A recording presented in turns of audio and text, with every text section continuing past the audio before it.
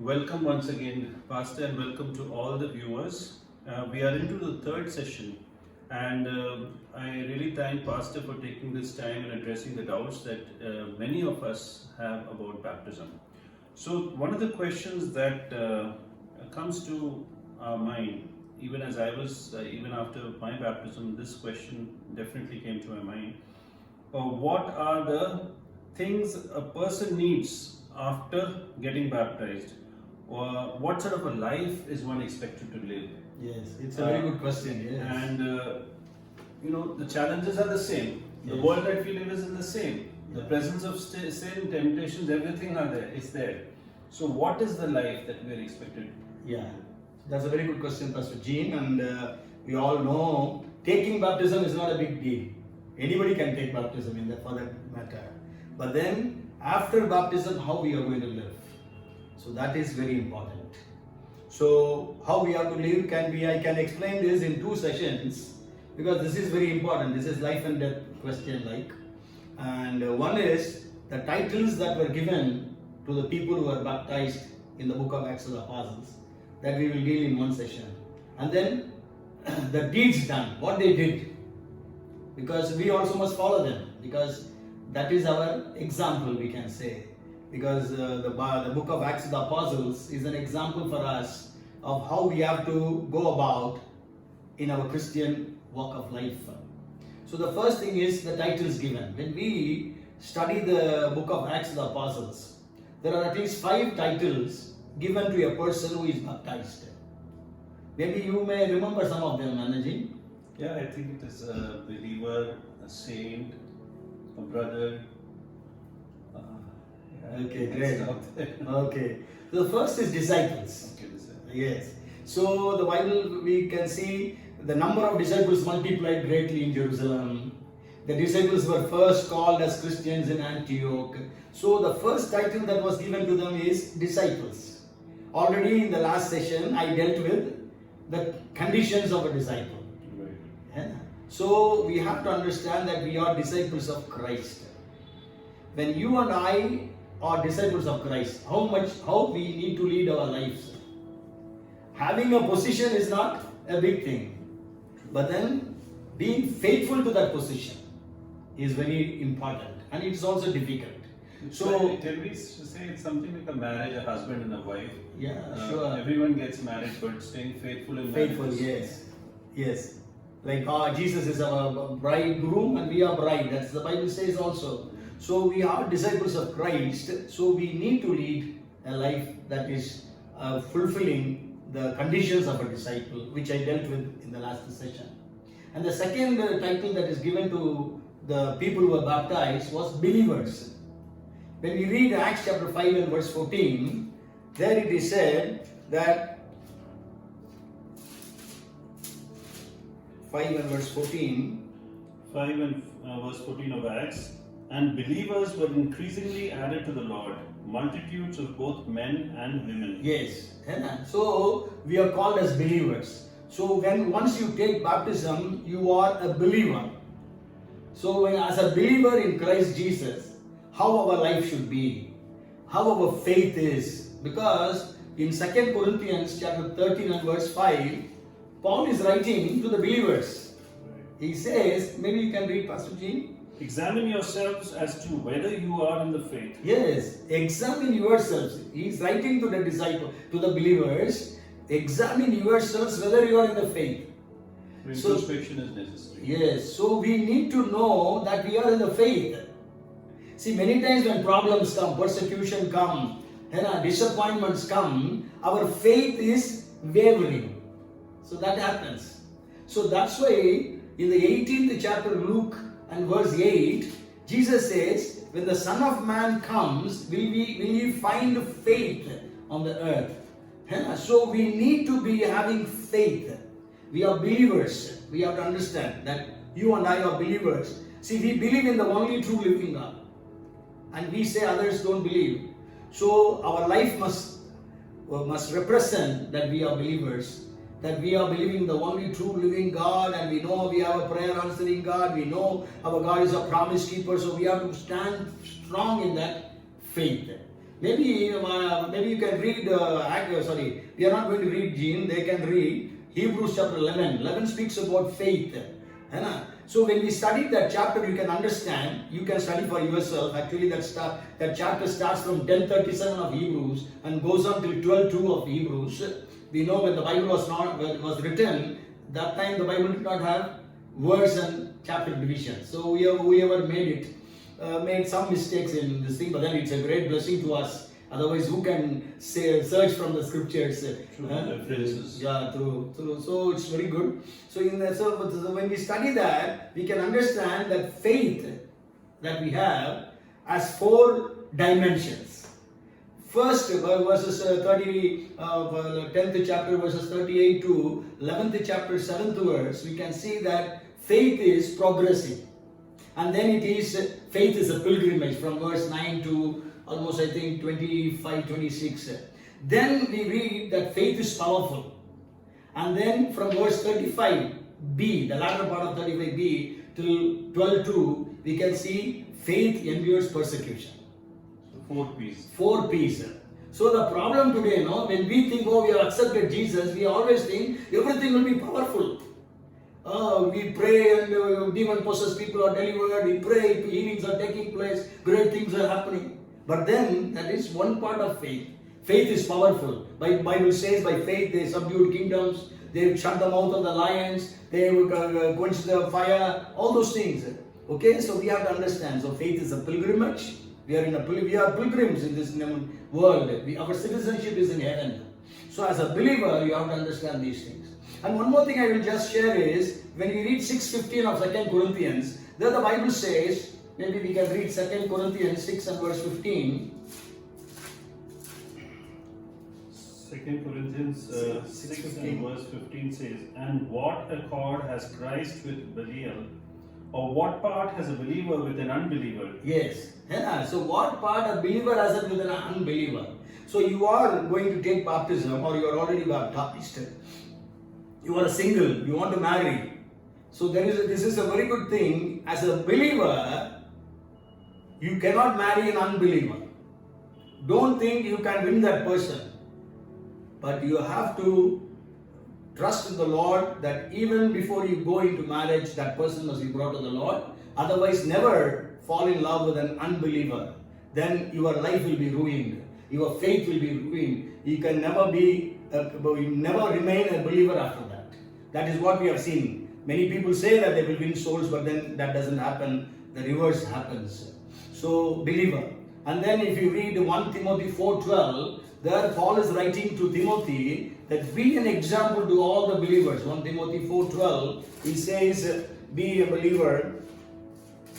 It says 1 Timothy 4 and verse 12, "Let no one despise your youth, but be an example to the believers in word and conduct, in love, in spirit and faith, in purity." Yes, so we have to be model to the believers, example to the believers, because Timothy was a young pastor. So he's asking, so Paul is writing to the young pastor that he must be an example to all the believers. So you are a believer. And then the third title is, when we read, maybe we can read that words before I go into that. If you read 9:17 of Acts, 9:17.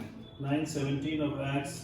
"And Ananias went his way and entered the house, and laying his hands on him, he said, Brother Saul, the Lord Jesus, who appeared to you on the road as you came, has sent me, that you may receive your sight and be filled with the Holy Spirit." Yes. So what we read here is Brother Saul. We have to understand, Saul was an enemy of church. He has killed, maybe we don't know how many people he has killed. Stephen's killing was done at the instinct, we can say, of Saul. And also the history says that during that time, about 2,000 Christian believers, means Jewish believers, were killed in the city of Jerusalem. Because that time the church was only in Jerusalem. And Saul or Paul was a great threat to the church. But then when Ananias comes there, he addresses him as Brother Saul. And not only that, when we study the scriptures, I thought that at least 191 times the word brothers, brethren, is used in the scriptures after Acts till book of Revelation. So that means you are a brother All of us are brothers and sisters. We belong to one family. Our God is our Father. Okay? And also not only that, we all come to enter into a family of families. That is God's family. And as family members, there is no high caste, low caste. There is no differentiation of caste, creed. Maybe you can read one verse from the book of Galatians, chapter 3 and verse 28. Galatians chapter 3 and verse 28. Colossians 3 and verse 28. There is neither Jew nor Greek, there is neither slave nor free, there is neither male nor female, for you are all one in Christ Jesus. Yes, it says we are all one in Christ Jesus. Those days, actually, history says that there are about 60 million slaves in Roman Empire. 60 millions. And 60 million citizens also. So in that situation, maybe millions of slaves came to Jesus. So that's why it said no difference between slaves and masters. Even if you read Colossians chapter 3 verse 25 onwards, even in Ephesians 6th chapter, Paul is writing to masters and slaves. Because there are masters in the church as believers and slaves as members of the church. So how they should deal with one another. So that was how there was so much of unity in the church those days that really attracted people of the world to come and know Jesus. So they lived like one family. But today that unity is not seen. Today we need to have such unity. So you must understand that you are a brother, you are a sister to everyone who is in the church. Not to just poor people or rich people or this group or that group or this language or that language group, but you must be a brother and sister to all the people in the church. And that we have to understand. Okay, so that is a very difficult thing as well, because many times we don't understand, we don't like some people or some group or some language people because you might have had a bad experience with that type of people. So all those things. So, but we have to understand that we have to love one another. So even the Bible says, receive one another as Christ has received you. And Christ has received us when we were sinners. So we have to receive one another. You have often mentioned about a quote of Mahatma Gandhi about like how he loves Christ. Yeah. And he's a bit. Yeah, he says perplexed about the Christians. Yeah. So he says, I love Christ, but I don't love Christians. But anyhow, so we are brothers and sisters. We belong to one family, and God is our Father. That we have to understand. So that relationship, so that there is a very good relationship amongst us that is needed. And then, so the first title is we are disciples. And what is the second title? We are brothers. No, we are believers. And the third one is brothers. That actually means we belong to one family. And the fourth one is we are saints. The fourth title that is given is staggering. Saints. God is calling you and me, sinners, as saints. Okay, maybe we can read one verse. When we read Acts chapter 9 and verse 13. Acts chapter 9 and verse 13. Acts chapter 9 and verse 13.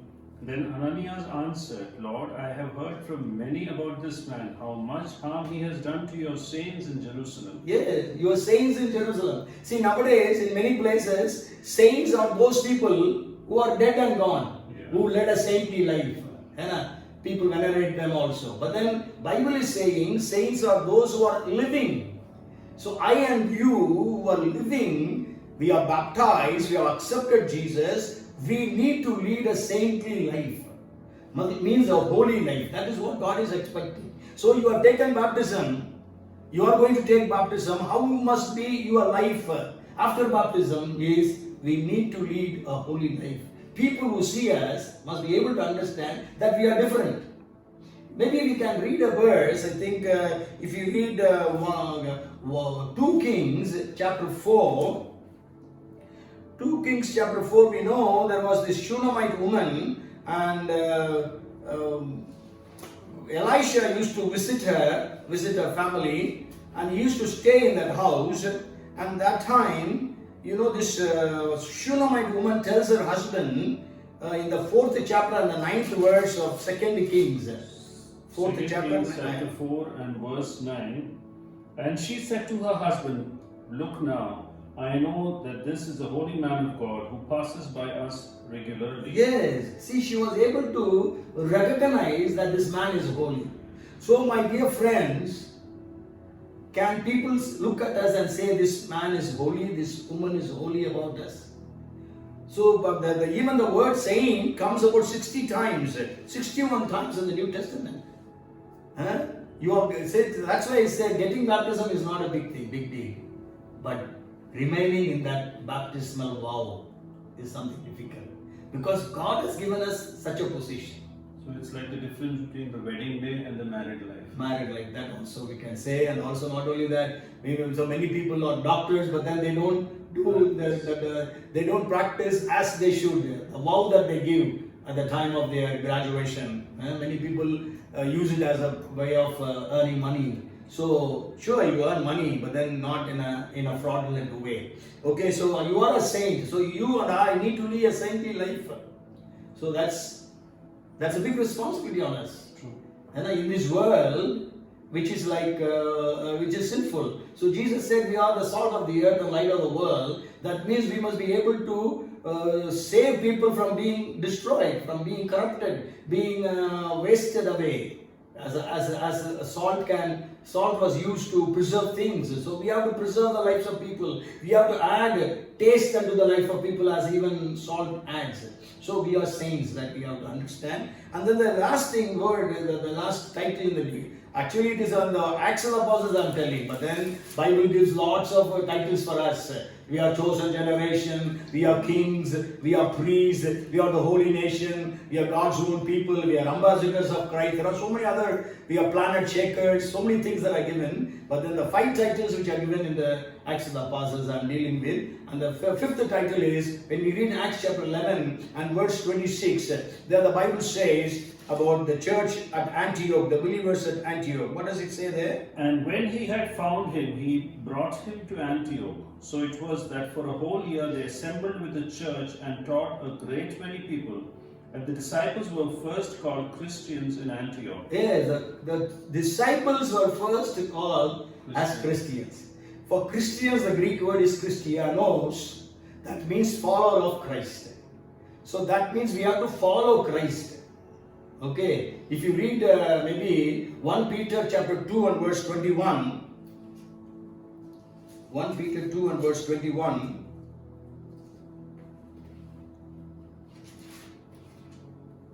Peter 2 and verse 21. For to this you were called, because Christ also suffered for us, leaving us an example that you should follow his steps. Yes, we should follow his steps. So as a Christians, we have to follow the footsteps of Jesus.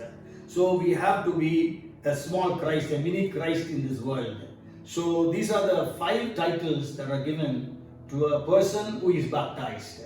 Okay, first of all, we are disciples. Second, we are believers. Third, we are brothers and sisters. We belong to one family. Fourth, we are saints. And fifth, we are Christians. And we have to also understand the word Christian, you know, Pastor Jean, how many times it comes in the New Testament? I think 2 times? 3 times, only 3 times. Okay? So one is 11:26 and another one is 26:28 and the third one is 1 Peter 4:16. So we have to understand that we are having such great positions, you know, such great positions. If a person is a prime minister, president or a chief minister having high positions, we also have to understand that we are also being given very high position, that we are the disciples of Christ. We are brothers and sisters. We are believers in Christ Jesus. We are saints and we are Christians. So may God bless us to be a saint, to be a Christian follower of Christ, to be a disciple of Christ, to belong to the family of God, and also to be a believer in Christ. So I hope that this message will be an eye-opener for many of us who are already baptized, to check our lives, how it is, and also for the newcomers, the responsibility that are going to enter in. It is not a small responsibility, but it's a big responsibility. Isn't it, Pastor True, Jim? true. Yes. So as we come to the end of this session, one thing that is a takeaway is that we have baptism is not just a ritual; it is a responsibility, and it is something that we have to carry for the rest of our life here on earth. Thank you so much, Pastor you. Thank Prabhakar, you. for this wonderful insight, and I hope that each one of you has benefited from it. As we go at the end of this, towards the end of the session, I request Pastor to pray and close. And I also remind you that there is one more session that completes the 4 sessions of baptism. Yes, thank you. Come, let us pray. Heavenly Father, we are so grateful to you, Lord. What a great responsibility you are giving us, Lord. You have given us who are already baptized and giving to those who are going to be baptized. Lord, what a great position you have given us. The possessions that we have in Christ Jesus. We thank you so very much, Master. We are called as saints. We are called as believers. We are called as disciples of Christ. We are called as brothers and sisters. And we are called as Christians, the followers of Christ. Lord, help us, Lord. Help me, Lord. Help everyone who is watching this video, Lord, that we will be able to fulfill all these 5 responsibilities of 5 positions that you have given us. Help us to be faithful till the end, being believers. Help us to lead a holy life as saints. Help us to follow Christ, follow the footsteps of Christ as Christians, and be a disciple of Christ, and also being brothers and sisters, understanding that we all belong to one family. Thank you and praise you. Let that unity be manifested. We thank and praise you, Lord. In Jesus' name we pray. Amen and amen. Amen. God bless.